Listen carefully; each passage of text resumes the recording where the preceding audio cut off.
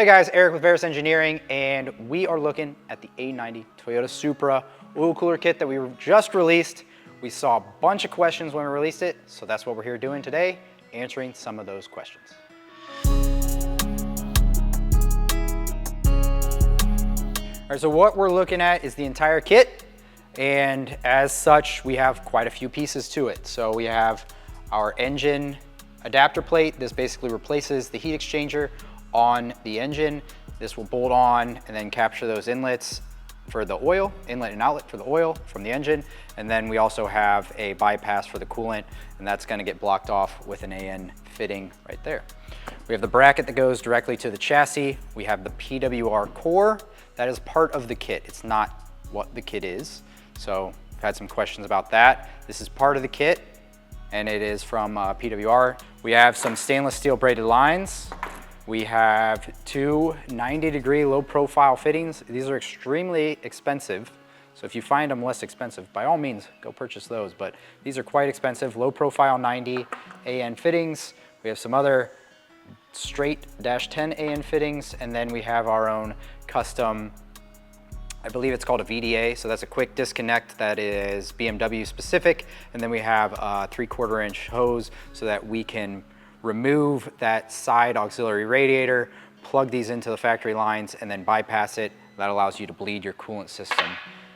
We also have some auxiliary pieces, so you're gonna get some bolts, nuts, and 2 hose clamps to finish off that entire kit. Yeah, so this is a fully self-contained kit. You don't need to order anything else. You basically unbolt some of the factory pieces, bolt this on, and you improve your cooling stack efficiency. You're gonna reduce oil temps, and we've even seen customers reduce their coolant temps, which is really cool to see. We have a bunch of data on our website. If you continue to send some more in, we appreciate it. We'll sift through that and then publish that as well. And then as far as the install goes, that's always on our YouTube channel and our website. So go there for those install manuals and videos. All of that is going to be linked below. So this first question is, any pressure drops in the oil coolant system?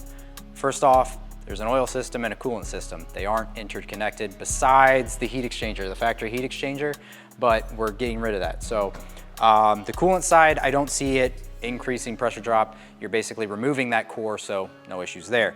As far as the oil side, it's gonna have a pressure drop, yes, just like the factory one has a pressure drop. In my opinion, no, we have not tested this, but in my opinion, the PWR oil to air unit is going to have a lower pressure drop than the factory water to oil unit. This is substantially larger as far as the oil side goes. We have a lot more tubes, and they are going through a longer distance, but we have a lot more tubes, so that should reduce your oil pressure drop on the oil side. The customers that have been running it, so Andrew Brownfield, Brandon Hogue, all those guys, no one has seen an issue with oil pressure on track. So again, we don't feel like this is gonna be an issue. Some people are asking, where does this go, and does it actually replace the aux cooler, I guess? Yes, it completely replaces the aux cooler. So we're gonna use these fittings and bypass the aux cooler on the driver's side or the left-hand side of a USDM car, and we're going to place this in that duct. By doing that, we're removing the heat that's being added to the coolant system, which honestly, let's go get the OEM brick. All right, so this is the factory oil cooler. It flows coolant through these 2 fittings, and then we have oil through these 2 fittings. And as such, it's gonna intermix that heat, so the oil is gonna be a little bit hotter than the coolant, typically, unless your car's warming up, then the coolant's gonna be hotter than the oil. So as the oil temp raises to 250, 260, and your coolant temp is 190, 200, you're gonna be taking out heat from the oil system and putting it into the coolant system.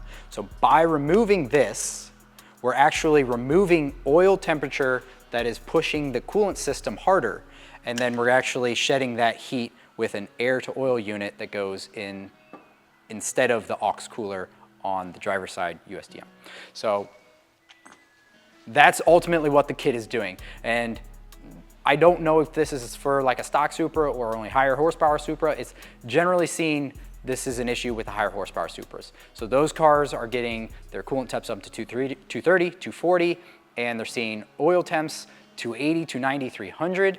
And this is basically designed and developed to combat that. And we did this off of a few customers who asked us to do it, and they've been happy ever since. So I believe it was Andrew Brownfield from Toyota who actually asked us to do this.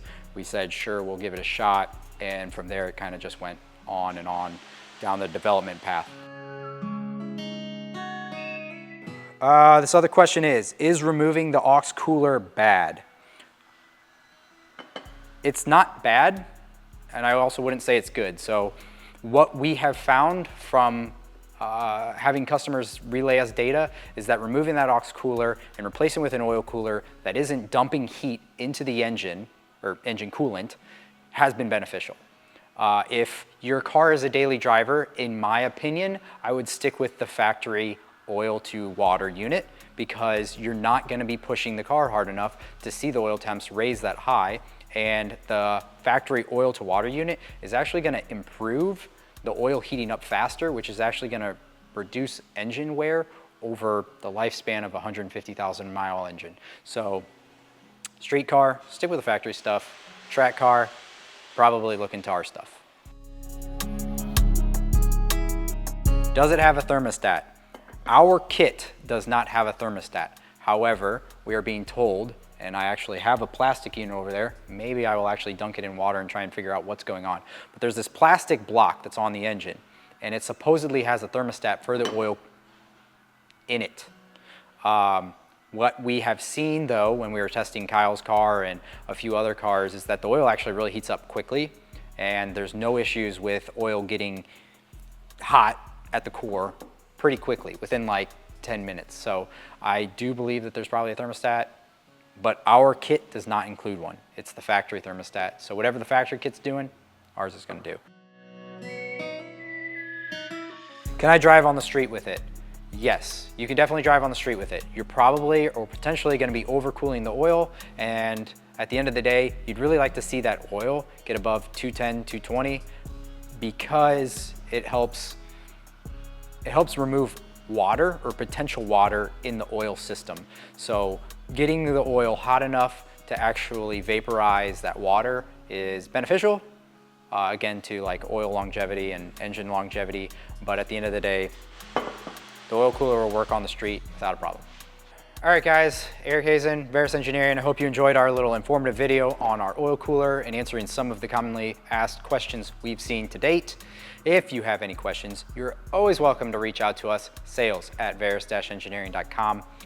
I have to go work on an M4 because it's dying to get some aero on it. Until next time, I'm out.